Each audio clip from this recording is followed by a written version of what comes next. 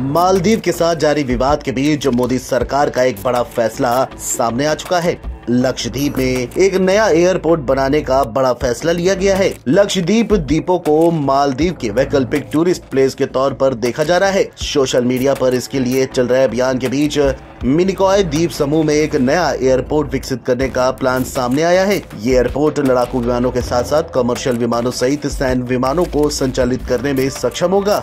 सूत्रों के हवाले से रिपोर्ट में ये कहा गया है कि योजना एक संयुक्त हवाई क्षेत्र बनाने की है, जो लड़ाकू जेट, सैन्य परिवहन विमानों और वाणिज्य विमानों को संचालित करने में पूरी तरह से सक्षम होगा। यहाँ हवाई क्षेत्र के लिए योजना सालों पहले बनाई गई थी, लेकिन इसे रक्षा उपयोग के लिए भी उपलब्ध कराने का विचार हाल ही में सामने रखा गया था। सूत्रों के मुताबिक तब से योजना सक्रिय रूप से आगे बढ़ी है।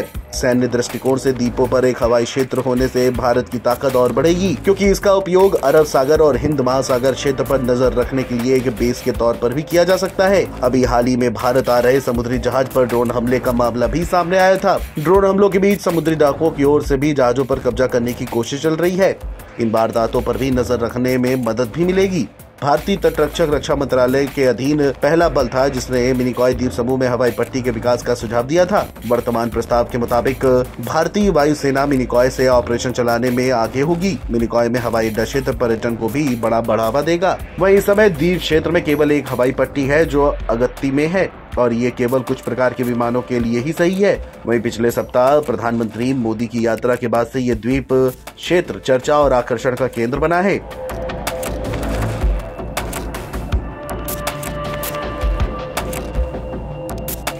मालदीव की सत्तारूढ़ पार्टी के राजनेता लक्षद्वीप को पर्यटक आकर्षण के रूप में बढ़ावा देने की भारतीय योजनाओं की आलोचना करने की कोशिश कर रहे हैं और भारत के खिलाफ ट्वीट भी कर चुके हैं, और इसके बाद से ये विवाद लगातार बढ़ता ही जा रहा है।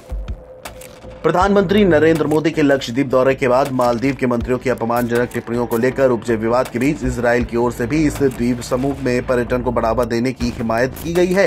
इजरायली दूतावास की ओर से कहा गया है कि लक्षद्वीप को टूरिस्ट डेस्टिनेशन के तौर पर विकसित करने के प्रोजेक्ट पर काम करने के लिए वह पूरी तरह से तैयार है। कुछ तस्वीरें पोस्ट करते हुए लिखा गया है कि जो लोग अब तक लक्षद्वीप की प्राचीन और पानी के अंदर की सुंदरता को नहीं देख पाए हैं, उनके लिए यहाँ इस द्वीप के मनमोहक आकर्षण को दर्शाने वाली कुछ तस्वीरें हैं। बहरहाल सरकार के लक्षद्वीप में एक नया एयरपोर्ट बनाने के फैसले से कहीं न कहीं मालदीव तो परेशान हो गई होगा, इसके अलावा चीन की भी नींद उड़ेगी, क्योंकि हिंद और अरब सागर में भारत की मजबूती और भी ज्यादा बढ़ेगी। Video desk, NBT online.